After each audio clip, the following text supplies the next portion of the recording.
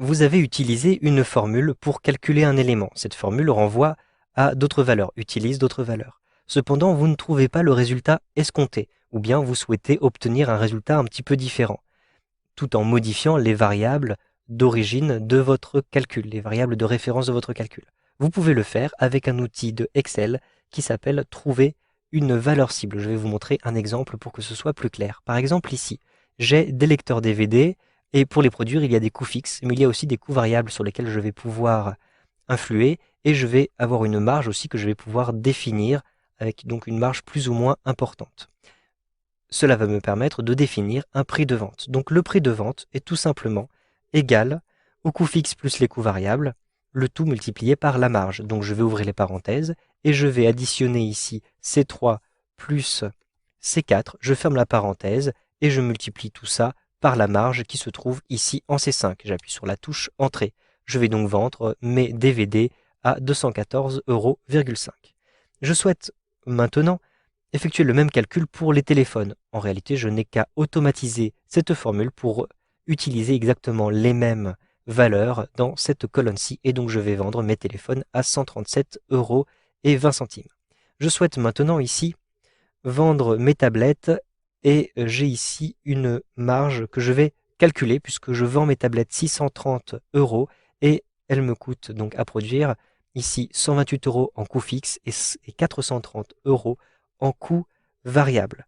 Je vais donc effectuer un calcul, donc je rentre ici égal et je vais simplement ici utiliser le prix de vente que je vais diviser par les coûts fixes additionnés avec les coûts variables. Donc ici, j'utilise le prix de vente, je le divise et entre parenthèses, je vais additionner les coûts fixes et les coûts variables. Je ferme la parenthèse, j'appuie sur la touche Entrée et je retrouve ici la marge calculée qui est donc à peu près égale à 13%. Je fais pratiquement 13% ici sur les tablettes.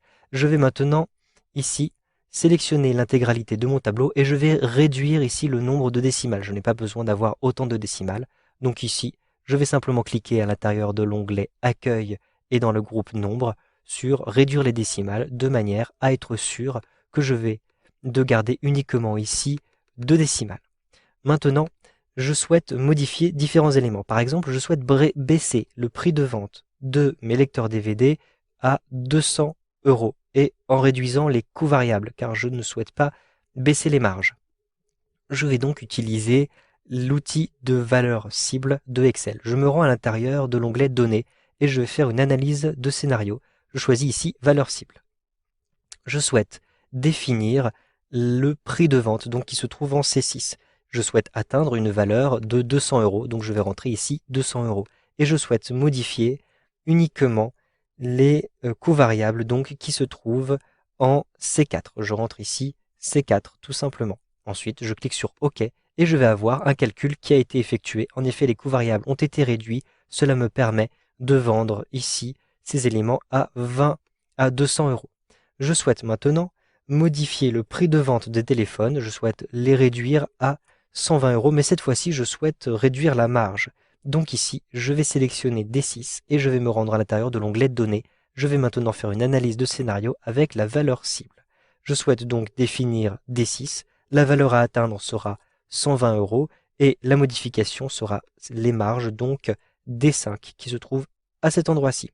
Maintenant, je clique sur OK et donc vous le voyez, ma marge a été calculée automatiquement. Je clique sur OK. Je vais devoir faire un petit peu moins de marge puisqu'au lieu de 40%, je vais avoir uniquement 22%. Je vais ici me rendre dans l'onglet Accueil et réduire le nombre de décimales pour avoir plus précisément un arrondi à cet endroit-ci. Je souhaite maintenant, pour les tablettes, augmenter la marge que je fais sur les tablettes. En effet, je ne fais que 13% de marge à cet endroit-ci. Et j'aimerais plutôt faire 40% par exemple. Donc je vais définir ici cette marge différemment en modifiant les coûts variables puisque ce sont les coûts que je souhaite modifier. Donc, je vais simplement me rendre dans l'onglet Données. Je vais ensuite retrouver ici Analyse de scénario et Valeur cible. Je vais donc définir F5 et je souhaite atteindre 1,4 pour 40%. Ensuite, la cellule à modifier sera F4. Donc je rentre ici F4. Je peux aussi tout simplement sélectionner ici les coûts variables qui se trouvent en F4 comme ceci. Ensuite, je clique sur la petite flèche rouge et je clique sur OK pour valider. Le calcul a été effectué et effectivement, vous le voyez, les marges ont bien été augmentées à 40% et cependant les coûts variables ont bien été baissés à cet endroit-ci pour me permettre de les vendre toujours au même prix. Vous savez donc maintenant comment trouver une valeur cible en utilisant les outils de Excel 2013.